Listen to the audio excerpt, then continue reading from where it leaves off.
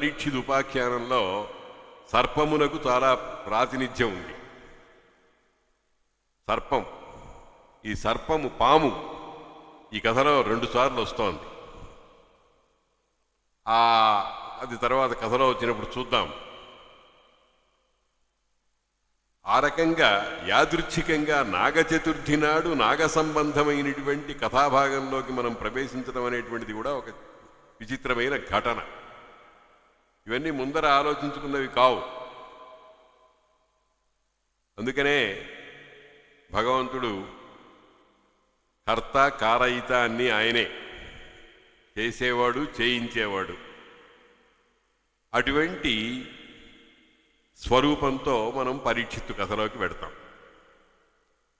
పరీక్షిత్తు ఎంత గొప్పవాడో, ఎంత ధర్మాత్ముడో, ఎంత పరమాత్మ అనుగ్రహం పొందినటువంటి వాడో మనం కింద ఉపన్యాసాల్లో చూసాం, వెనకటి ఉపన్యాసాల్లో చూసాం.